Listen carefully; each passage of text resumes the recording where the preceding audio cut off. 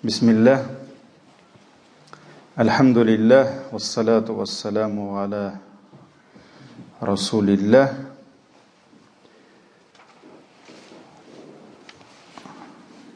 Пусть Аллах даст благословение, баракат нашей встречи, нашей лекции, и пусть Аллах это наше собрание сделает причиной прощения наших грехов. Уроки поминания Аллаха, и мы с вами продолжаем изучать значение, ценность, секреты, можно сказать, тайны великого слова «Альхамдулиллах», то есть слов восхваления Всевышнего Аллаха. Вот я не знаю уже какой урок, какая лекция, да, мы говорим про одно слово «Альхамдулиллах», то есть хвала Аллаху. И на самом деле вот эти слова, пусть это будет «Субханаллах», мы несколько лекций посвятили этому, пусть это будет «Альхамдулиллах», пусть это будет «Аллаху Акбар», вот «Астагфируллах». Вот эти слова, машаллах, они на самом деле очень великие. К сожалению, мы очень часто привыкаем, то есть часто повторяя эти слова, мы привыкаем к этим словам и уже начинаем их произносить как-то на автомате, без участия разума, без участия сердца. И вот этим самым мы теряем ценность, мы теряем баракат этих слов. Вот мы недавно сейчас совершили ночной намаз, салатуль айша, и 33 раза повторили слова «Субханаллах», 33 раза повторили вот эти слова, которые мы изучаем, «Альхамдулиллах», и 33 раза мы повторили слова «Аллаху Акбар». Это великие слова. Эти слова любит Аллах. Эти слова дают нам возможность получить огромные награды от Аллаха. Каждое слово является причиной прощения наших грехов. Каждое слово является причиной того, что Аллах сажает в наших будущих садах, райских садах, на нашей территории деревья, растения, да, и очень много польз этих слов. Но, когда мы говорим эти слова, произносим, да, часто без участия разума, без участия сердца, они превращаются просто в пустые повторения пустых слов. То есть мы теряем смысл этих слов. Поэтому очень важно, почему вот мы посвящаем столько лекций, да, чтобы просто понять смысл этих слов, величие этих слов. Почему мы ни в коем случае не должны пренебрегать этими словами. Ни в коем случае. И каждый раз, когда мы их повторяем, нужно постараться проводить эти слова через сердце. Поэтому, когда мы сидим и произносим слова «Субханаллах», пречист Аллах от всех недостатков, наше сердце должно, наш разум должен думать о величии Аллаха, о том, что Он на самом деле Ему присуще только совершенство. Его именах, Его качествах, Его делах, Его делам присуще только совершенство.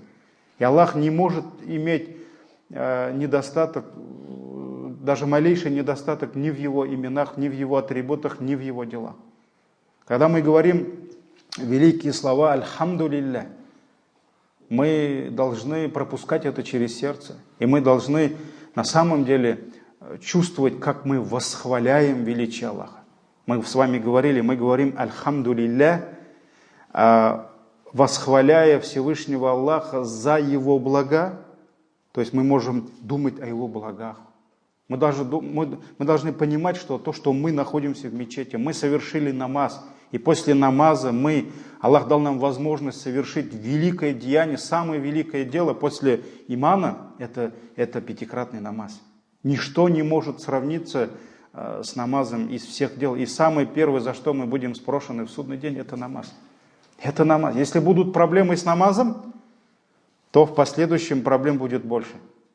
Если намаз будет принят, то ответы за другие дела будут еще проще. Потому что намаз – это то, что строит нашу религию, то, что хранит эту религию. Намаз хранит религию. Тот, кто разрушает намаз, он разрушает религию. И вот когда мы говорим «Альхамду лилля», мы должны думать об этом, что Аллах дал нам возможность поклоняться Ему. Вот как раз сегодня будем говорить об этом. То, что мы говорили, восхваляем Всевышнего Аллаха за Его блага и восхваляем Аллаха за то, что Он есть, за то, что Он велик, за то, что Он всевидящий, за то, что Он всеслышащий, то есть за Его совершенные атрибуты, качества, за то, что Он милостивый. Поэтому, когда мы говорим «Альхамду лилля», то есть нужно об этом думать, нужно это пропускать через сердце, и тогда баракат, то есть влияние этих слов на наше сердце будет куда больше. И эти слова на самом деле будут причиной прощения наших грехов, на что указывает хадис пророка, саллаллаху алейхи вассалям. Кто после намаза будет совершать, когда пришли сподвижники с проблемой и сказали: «Я Расуль Аллах, вот те, кто имеет имущество, они расходуют из этого имущества и получают огромное количество наград, а нам нечего расходовать, у нас нет ничего, поэтому весь аджр они забирают, что нам делать?» Пророк саллаллаху алейхи вассалям сказал, что сказал? После каждого намаза говорите «Субханаллах, альхамдулилля, Аллаху акбар», аятуль курси читайте, и тогда вы получите такую же награду. Они обрадовались: «Машаллах, Аллаху акбар». Оказывается, даже если у нас нечем расходовать, да, оказывается, есть у нас возможность получить такую же награду. Но вот вторая проблема пришла. Что? Богатые тоже услышали этот хадис. Они тоже начали восславлять, восхвалять, возвеличивать Аллаха после каждого намаза. И нищие пришли, то есть бедные пришли, сподвижники, рады Аллаху анхум, пусть Аллах будет доволен каждым, да, это самые лучшие люди в истории человечества, да. И вот они пришли и сказали: «Я Расуль Аллах». Богатые тоже услышали эти слова и тоже начали говорить эти же слова, и они же все-таки больше нас возьмут. И на что пророк саллаллаху алейхи сказал: «Далика фадлуллах, ютихи ман яша». То есть это милость Аллаха, и Аллах одаряет этой милостью кого пожелает. Поэтому на самом деле слова очень великие, но эти слова будут влиять на наши сердца только тогда, когда мы, поминая Всевышнего Аллаха, на самом деле это будут слова поминания, а не просто там бесчувственных слов. Поэтому это очень важно, дорогие братья. Тема прошлой лекции у нас была «Хамдуллахи аля ни'амихи», то есть мы восхваляем Всевышнего Аллаха за Его дары, за Его блага, которыми Он нас одаряет. Сегодня мы поговорим об этом слове «Альхамду лилля», которое само по себе является благом. То, что Аллах дал тебе возможность говорить «Альхамду лилля», получая что-либо или просто признавая величие Аллаха, да, то, что мы говорим «Альхамду лилля», это уже есть великое благо. Это уже есть, давайте об этом сегодня, иншаллах, поговорим. На самом деле, слова восхваления Всевышнего Аллаха, «Альхамду лилля», за это Аллах обещал нам очень много наград. За это Аллах обещал нам очень огромное количество польз. И это одно из самых достойнейших дел, которое приближает раба к своему Создателю. И чем больше мы будем понимать значение слов «Альхамду лилля» и будем использовать это слово в жизни, тем мы ближе будем к милости Всевышнего Аллаха и к Его прощению. в достоверном хадисе говорится, что посланник Аллаха, саллаллаху алейхи вассалям, когда совершал рукух, поднимаясь с рукуга, вот этот кьям, очень важный момент, да? Очень важный момент. И многие братья, сестры, они пренебрегают этим рукном. Это рукн намаза. Это столб намаза, без которого намаз недействителен. То есть есть братья, которые не до конца поднимаются и уже уходят в суджуд. Намаз портится. То есть он обязательно должен выпрямиться, он обязательно должен остановиться, успокоиться. Даже если то, что он будет сейчас говорить, это сунна, это не обязательно, но его выпрямление, вот его стояние, это фарз. И без этого намаз просто испортится. И вот когда посланник Аллаха, саллаллаху алейхи ва саллям, поднимался, он говорил: «Сами Аллаху лиман хамида». То есть да услышит Аллах того, кто восхваляет его.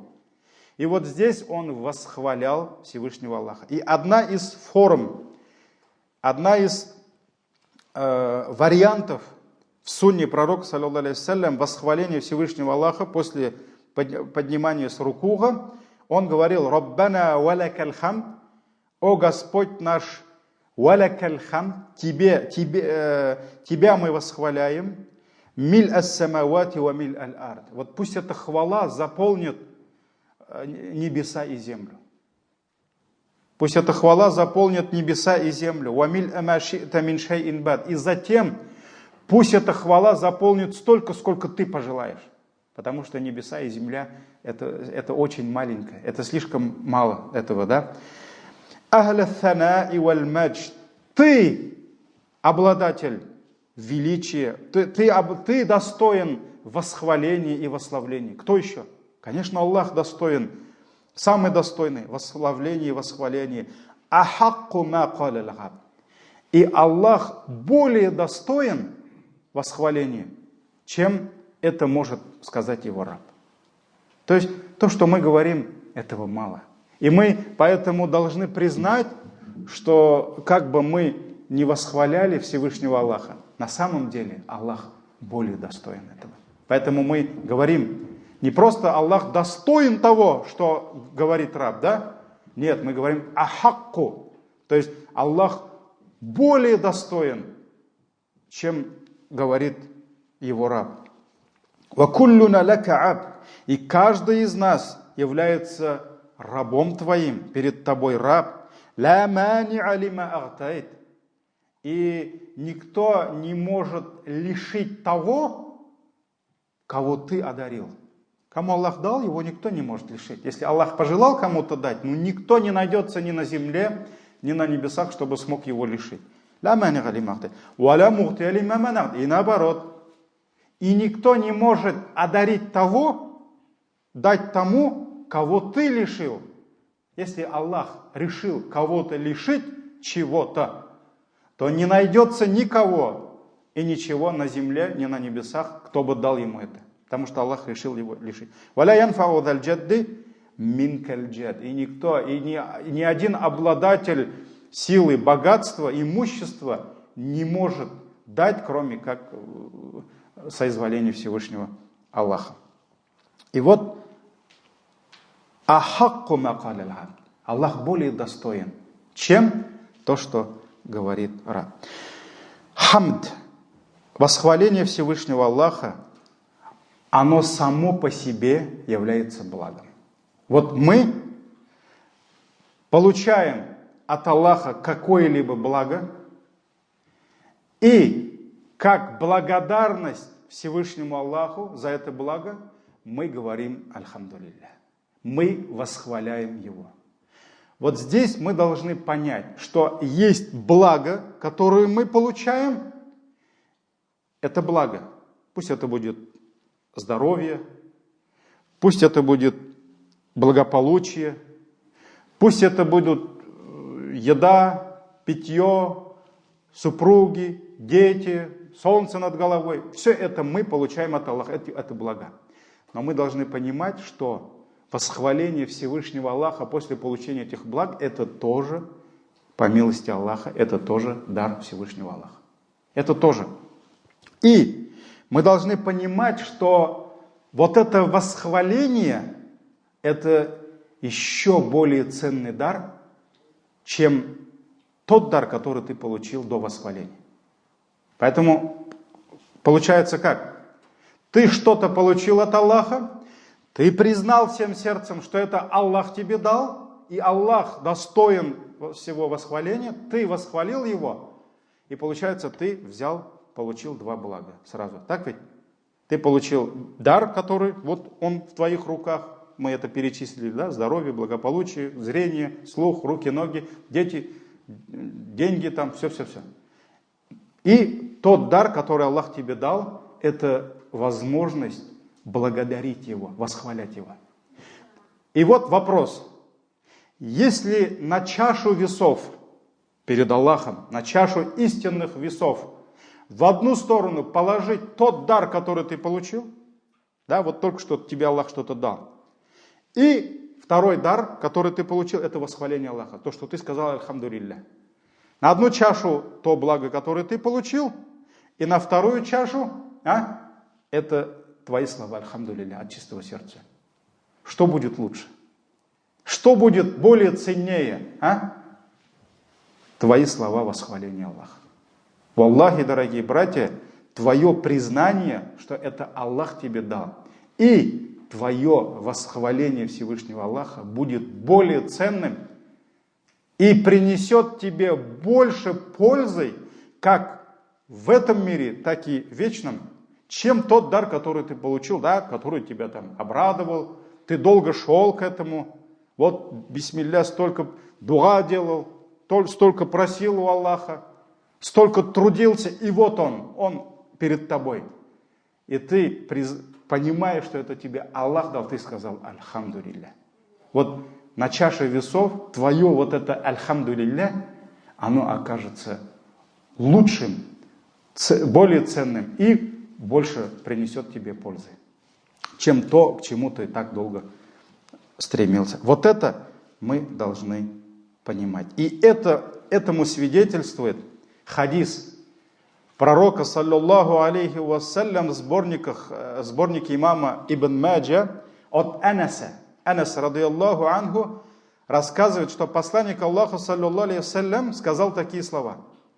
«Ма ан'ама Аллаху аля абдин бини'матин, факал альхамдулилля, илля кана ма агта афдаль мимма ахада». Когда Аллах одарит своего раба каким-либо благом, то есть Аллах дал ему какое-либо благо, и он скажет в ответ «Альхамдулилля», так вот то, что он сейчас дал, окажется лучше, чем то, что он взял. Только что он что взял? Он взял одно из благ Всевышнего Аллаха. Он что-то получил. Ну вот сел, поел, да? Вот у нас был урок, лекция была, конкретные моменты, когда посланник Аллаха, когда сунна пророка саллаллаху призывает нас говорить «Альхамдулилля». Вот один из таких более распространенных и близких нашим сердцам моментов – это состояние после принятия еды. Так ведь? После принятия еды. Вот Аллах тебе дал еду, и ты сказал «Альхамдулилля». И вот посланник Аллаха саллаллаху сказал, если Аллах одарит своего раба каким-либо благом, и он в ответ скажет «Альхамдулилля», так вот то, что он отдал в это время, окажется лучше, ценнее, чем то, что он взял. Что он взял? Он взял еду. А что он отдал? Он отдал слова восхваления. На чаше весов для него где будет пользы? В этой еде или в этих словах восхваления? В словах восхваления. Это хадис пророка, саллаллаху алейхи вассалям. И на это указывает история, которая произошла во время Умара ибн Абдул-Азиза.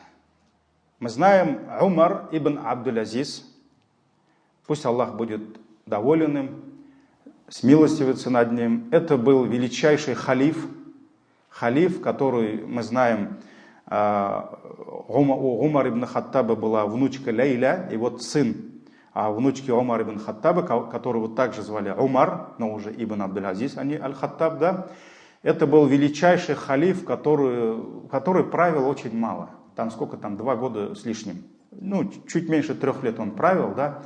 Но за это время Аллах дал его халифату, его государству, которым он правил, да, столько бараката, что богатые давали закат золотом, но не знали, кому дать. Вот как раз это тот хадис, про который пророк саллаллаху алейхи вассалям говорил сподвижникам, что придут времена, когда богатые будут давать чистым золотом и не найдут, кому дать. Им скажут, вот где-то в таком-то селении живет нищий, он, оказывается, берет садаха, а им же надо отдать, фарз надо выполнить, это же как намаз. Тебе надо закат дать, как намаз прочитать. Как куда ты идешь, а ты еще намаз не читал. Сейчас время выйдет, да? Вот здесь богатый, он должен, обладатель имущества, он должен переживать за то, кому он даст, потому что это его налог перед Аллахом. И вот он услышит, что в каком-то селении один есть человек, который берет, оказывается, принимает закат, потому что больше нет никаких, да, других. И он там спешит к нему с золотом, идет к нему, говорит, вот возьми мою закат, и он говорит, нет, извини, мне уже дали.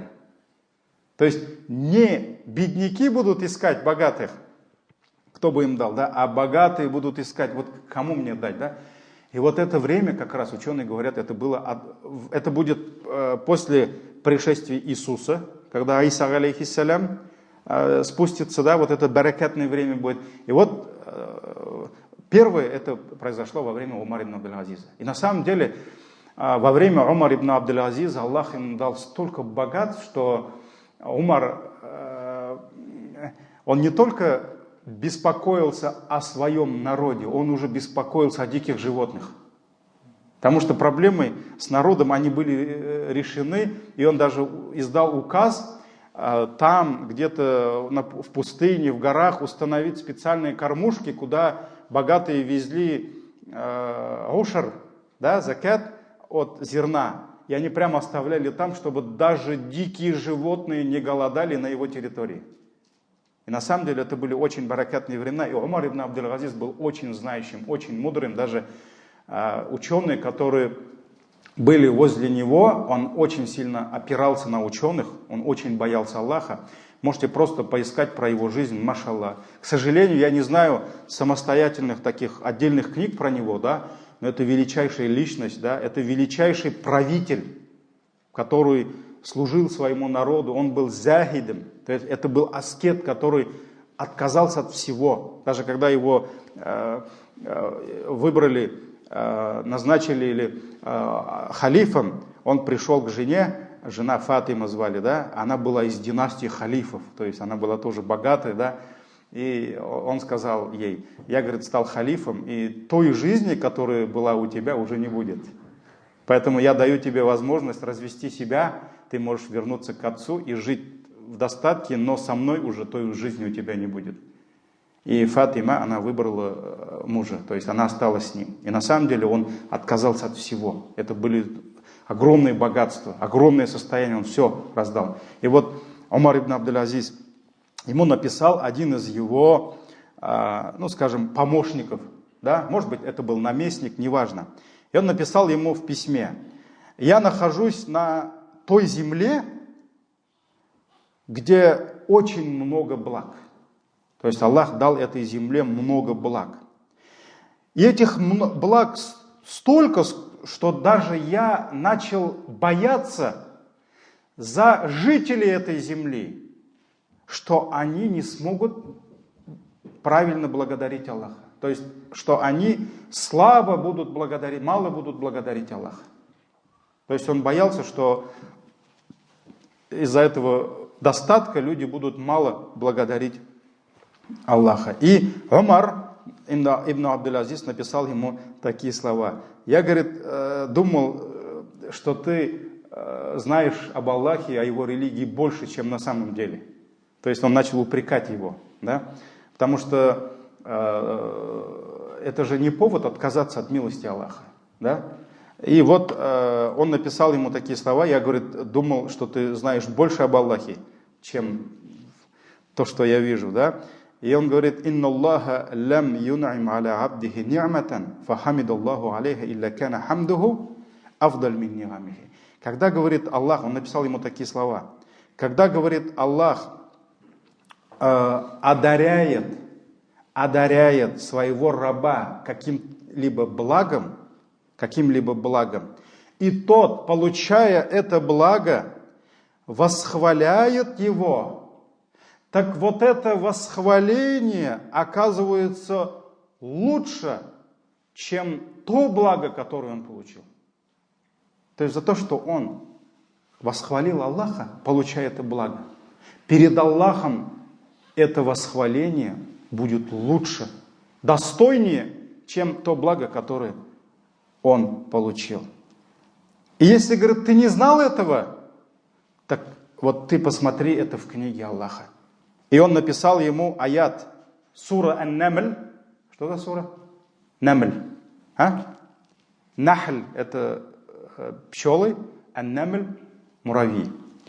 И вот он привел пример самых богатых, самых состоятельных царей в истории человечества. Это кто?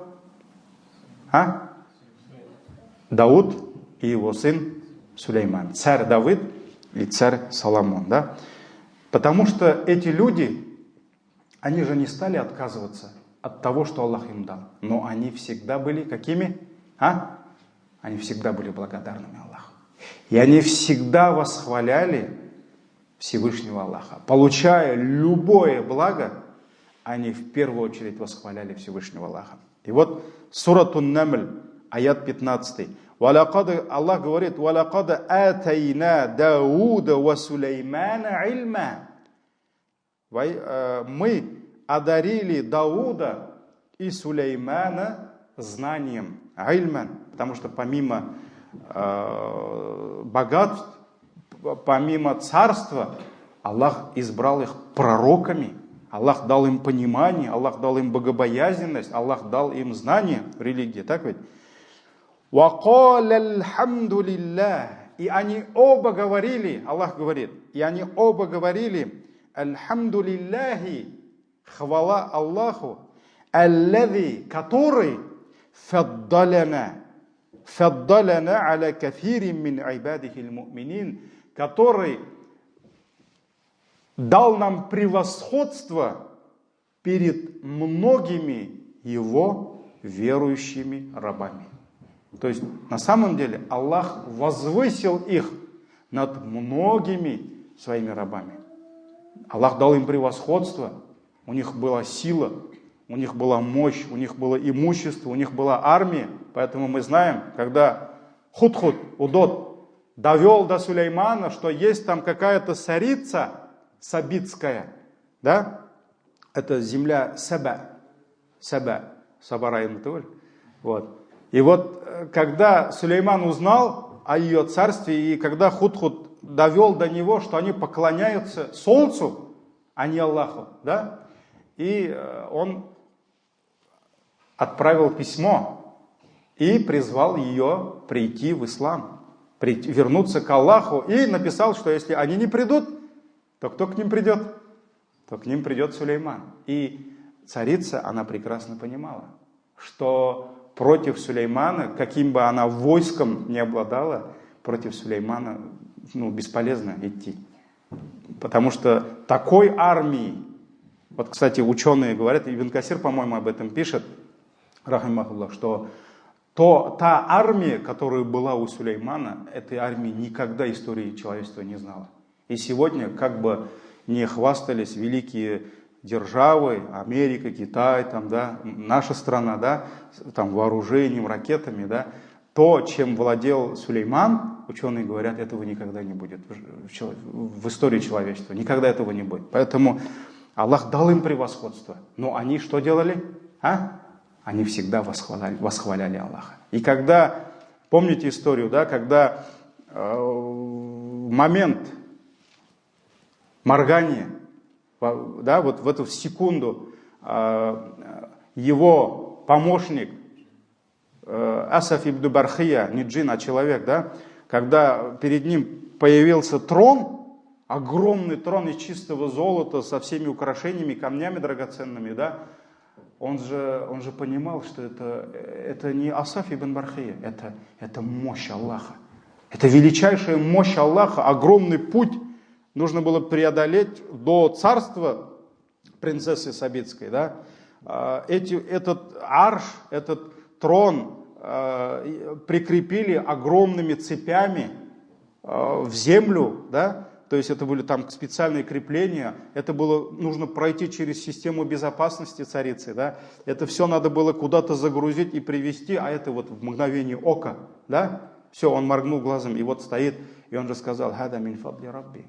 И самое первое, что он сказал: я вам всем покажу. Вот там, я ваш Господь наивысочайший, как говорил кто? Фараон. Фараон, да? Видя свои владения в Египте, да? Он сказал: «Хада мин фадли рабби». Самое первое, что он сказал, это, говорит, милость моего Господа ко мне. Лиаблюани, чтобы испытать меня. Буду ли я благодарным или же проявлю неверие? Поэтому Умар ибн Абдул-Азиз написал, прочитай это в книге Аллаха. Да? И также он привел другой аят. Сурат Az-Zumar, переводится толпы. Толпы. Аят 73-74, где Всевышний говорит: «Васиха алладина такау раббахум иля аль-джаннати зумара», то есть тех рабов, которые были богобоязненными, ангелы будут проводить толпами в рай.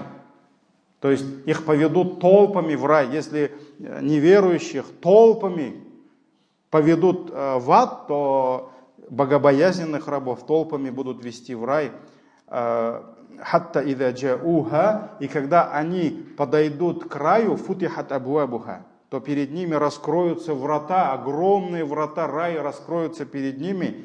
وَقَالَ لَهُمْ خَزَنَتُهَا, и их встретят стража, то есть ангелы, райские ангелы, и они скажут: «Салямун алейкум», то есть мир вам. То есть они встретят их приветствием: «Салямун алейкум тибатум», вы творили благое, вы совершали благие дела, «Фадхулюха халидин», войдите в райские сады навеки. О, Аллах, сделай нас из числа этих счастливых людей. Да? И что они скажут? «Вакалю алхамдулиллах». И они скажут: «Альхамдулиллах, аллази садакана вагда». Хвала Аллаху, который садакана вагда, который сдержал нам свое обещание. Он же обещал нам, что рай будет вашим, да? Если вы будете творить такие-то, такие-то дела.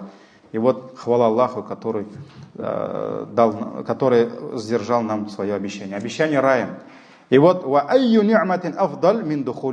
вот Умар написал: а что может быть, какое благо может быть лучше, чем вхождение в рай?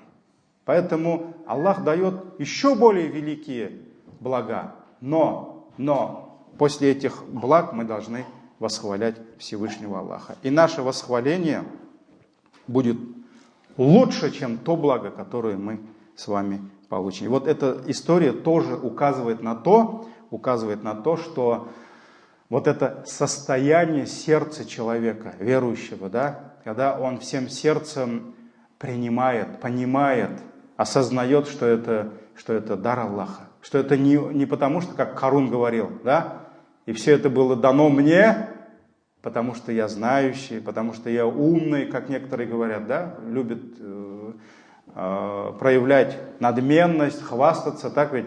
Нет, потому что это Аллах тебе дал. И ум тебе Аллах дал, и способности тебе Аллах дал.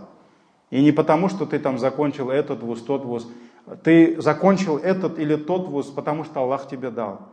И очень много твоих сокурсников, которые тоже закончили этот вуз, но они не смогли получить то, что ты получаешь сегодня. Поэтому все от Аллаха, все от Аллаха. И вот это состояние, когда ты понимаешь это и восхваляешь Его, это еще большее благо, чем то, что мы сейчас получили. Поэтому ученые говорят: لا يكون فعل العبد أفضل من فعل الرب. Вот ученые говорят, что они написали разные виды объяснений вот этого правила, то, что восхваление лучше. И вот автор этой книги, я немножко вперед ушел, вот сейчас возвращаюсь, да, он приводит слова Ибн Раджаба. Ибн Раджаб, величайший ученый, в своей книге пишет: когда мы говорим о благах Всевышнего Аллаха, слово нигма, да, мы подразумеваем те блага, которые мы получаем в этом мире. В этом мире. Как Ибн Раджаб перечисляет? Каль-афия, как благополучие, то, что ты там здоров, то, что ты не бедствуешь, не голодаешь, все это афия, да, то, что Аллах тебя обезопасил от вот этих вещей. Вар-ризк, твой удел, пусть это будет в еде, в имуществе, да, в здоровье. Асиха, вот как раз здоровье. Вадаф аль-макрух, то, что Аллах защищает тебя, отражает от тебя все беды, невзгоды, болезни и так далее, и так далее. Вот это, говорит, все мирские дары, мирские блага. Это богатства мирские. Но то, что раб восхваляет Аллаха, это духовное богатство.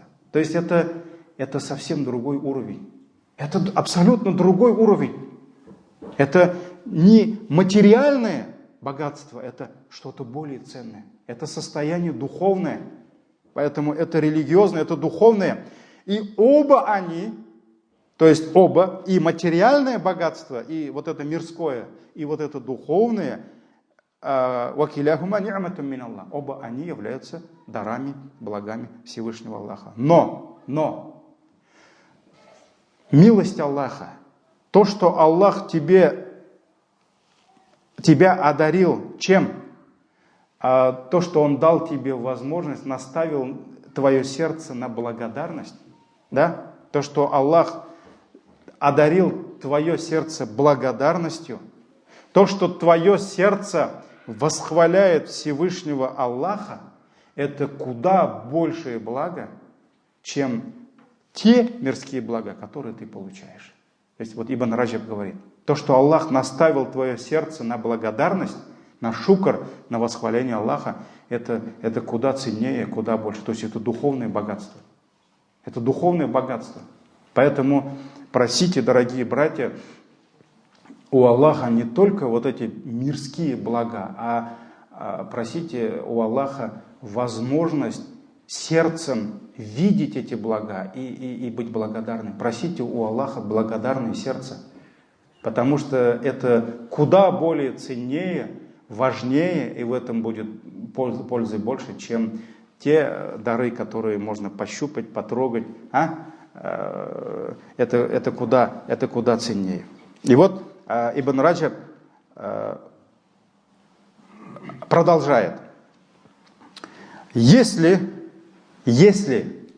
мирские блага не будут сопровождаться благодарностью, то есть если, получая любой вид мирского блага, раб не будет благодарить, если вот мирское благо не будет сопровождаться шукром, благодарностью, да, это благо превращается в беду.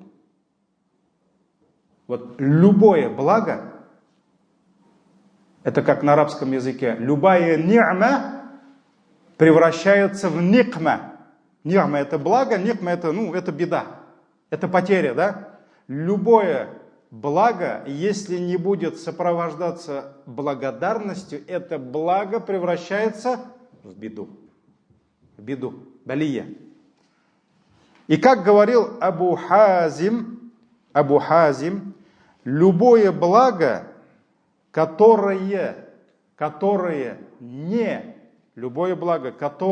не приближает раба к Аллаху, это не благо, а беда. Это не благо, а беда. Поэтому один из ученых написал такие золотые слова. Болезнь, запомните это слово, машалла, это не мое слово, это слова из слов ученых наших. болезнь, которая заставляет тебя вспомнить Аллаха, лучше для тебя, чем твое здоровье, которое заставляет тебя забыть о нем. Поняли, да, в чем смысл? Вот очень часто люди, когда у них все хорошо, да, они забывают Аллаха. И вот надо обязательно их чего-то лишить. Вот обязательно человеку нужно по голове дать. Обязательно он должен что-то потерять. Обязательно у него что-то, я не знаю, должно болеть, чтобы он вспомнил Аллаха. Вот поэтому болезнь, которая заставляет тебя вспомнить о нем, об Аллахе, лучше, чем твое здоровье, которое заставляет тебя забыть о нем. Поэтому любое благо, мирское благо, которое не приближает тебя к Аллаху, это не благо, а беда. А беда. Поэтому, если Аллах после того, как одарит раба каким-либо благом, даст ему тауфик, наставит его сердце на то, чтобы он благодарил Аллаха и восхвалял, вот это второе, то, что он получит, лучше, чем его первое благо. И Аллах любит тех, которые восхваляют его. Аллах доволен тем рабом, который принимает еду, он наслаждается этой едой и восхваляет Аллаха. Аллах доволен тем рабом, который глотает воду, которую Аллах ему дал, и восхваляет его. И мы с вами говорили из сунны пророка, саллаллаху алейхи вассалям, слова, когда пророк, саллаллаху алейхи вассалям, сказал, когда человек принимает пищу и восхваляет за это Аллаха, Аллах прощает ему грехи. Аллах прощает ему грехи. Он сидит, утоляет, он удовлетворяет свой нефс. Также, вот что такое еда? Мы удовлетворяем свой нефс. Но Аллах доволен нами. Почему? Потому что мы восхваляем Аллаха. Мы благодарим Аллаха после утоления нашего голода или жажды. Да? И Аллах прощает нам наши грехи. Вот это слова Ибн Раджаба. Ну, я немножко сократил, потому что тут как бы много, а время у нас истекает. Следующий момент. Хадис, да? Вспомним хадис. Если Аллах одаряет своего раба каким-либо благом, и он скажет «Альхамдулилля», то то, что он дал, лучше, чем то, что он взял. Что он дал? Он дал «Альхамдулилля». Он дал восхваление. А что он взял? Любое благо, которое он только что принял. Да? И вот, то, что Аллах дал тебе возможность благодарить Аллаха, это лучше, чем то, что ты получил из здоровья, из имущества, из других материальных ценностей. И вот здесь приводятся слова Ибн аль-Каима, рахимахуллах, на самом деле великие слова, когда он сказал «Фани'мату шукри аджаллу мин ни'матил мали валь джахи валь валади валь зауджати ва нахвиха». Ученый говорил, что благо восхваления, благо благодарности, то есть то, что Аллах дал тебе благодарность, это лучше, чем благо имущества, чем твое имущество, чем твое там состояние, там может быть авторитет твой, да, твоя степень, которую ты держишь в обществе, чем твои дети, чем твоя жена и чем другие дары Всевышнего Аллаха. Поэтому то, что Аллах тебе дал, возможность быть благодарным, это лучше, чем все остальное. Поэтому на самом деле шукр, благодарность, чувство благодарности, восхваление Всевышнего Аллаха, это великие блага. И вот Ибн Абу-Дунья в своей книге «Аш-Шукр», у него есть такая книга, которая называется «Аш-Шукр», благодарность Аллаху, приводит такую историю от Бакр ибн Абдилля. Бакр ибн Абдилля, один из праведных предшественников, говорил: «Ма каля абдун кат альхамдулилля илля ваджабат алейхи ни'ма». Каждый раз, когда раб говорит альхамдулилля, то есть получая что-либо, он говорит альхамдулилля. то для него становится обязательным другое какое-либо благо. То есть он получил одно благо и сказал «Альхамдулилля». И вот автоматически после этих слов для него какое-либо другое благо становится, какое-то другое благо становится обязательным. За то, что он сказал «Альхамдулилля». И вот он сказал, какое же воздаяние за то, какое воздаяние положено за то, что он говорит «Альхамдулилля». Так вот, воздаяние за это, за то, что он говорит «Альхамдулилля», ему обязательно положено другое благо. Другое благо. То есть он получает благо, он говорит «Альхамдулилля». Аллах обязательно за это дает ему другое благо. И он снова говорит «Альхамдулилля», значит ему положено еще следующее благо. Он говорит «Альхамдулилля», еще благо. И вот так говорит, Аллах будет одарять его безостановочно. То есть Аллах дал ему, он сказал «Альхамдулилля». За то, что он сказал «Альхамдулилля», Аллах ему еще дал. «Валяин шакартум», Аллах обещал, если вы будете благодарными, «ля азиданнакум», я непременно буду добавлять вам. То есть получается, когда ты говоришь «Альхамдулилля», то Аллах обязательно тебе дает еще больше. Когда ты говоришь «Альхамдулилля», Аллах тебе дает дальше. И вот за то, что ты благодаришь Аллаха, вот эти блага, они безостановочно будут не спосылаться тебе. Не спосылаться. Поэтому, альхамдулилля, мы должны повторять всегда, мы должны всегда быть благодарными и восхвалять Аллаха за то, что Он дает нам великие блага, за то, что Он сделал нас мусульманами. Мы должны всегда, денно и ночно благодарить Аллаха, восхвалять Его за то, что Он дал нам великое благо ислама. Потому что столько поколений, да, из числа наших братьев, сестер, дядь, тети, родителей, бабушек, дедушек, да, они потеряли эту ценность. Столько поколений мы проводили уже, да, к Аллаху, может быть, без веры, без намаза, без постов, без благодарности Аллаху. Да. Есть столько людей, которые жили на этой земле 60, 70, а то и больше лет, и даже один раз в жизни суджуд не сделали. Может быть, даже один раз в жизни «Альхамдулилля» не сказали.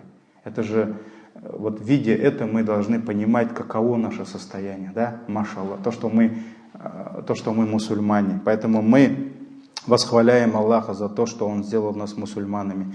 Мы восхваляем Аллаха за то, что Он одарил, вселил в наши сердца веру в Аллаха, за то, что Он ниспослал нам Коран и сделал нас уммой Корана. Мы благодарим Аллаха за то, что Он дал наших родителей, за то, что Он вселил в сердца наших родителей столько любви, милосердия по отношению к нам, и это помогло им вырастить нас, воспитать нас, да, несмотря на наши капризы, несмотря на те испытания, трудности, которые они проходили. Воспитание детей. Мы благодарим Аллаха за то, что Он нас сделал родителями. Потому что столько братьев, куда только они не идут, столько сестер, которые столько дуа делают, но пока Аллах не открывает и не дает им детей, а у нас есть дети, столько детей, да. Мы благодарим Аллаха за то, что Он дал нам возможность жениться, нашим сестрам выйти замуж, а столько братьев, может быть, не могут решить эту проблему. Мы благодарим Аллаха за то, что Он просто дает нам возможность, не знаю, ходить, работать, слышать, видеть, тогда как столько братьев, может быть, они лучше нас, они прикованы к белой простыне, да? Поэтому мы должны благодарить Аллаха за все Его блага, те блага, которые Он дал нам еще тогда, те блага, которые Он дает нам сейчас, те блага, которые мы можем показать, и те блага, которые мы не можем показать. Есть явные, зримые, незримые блага, да?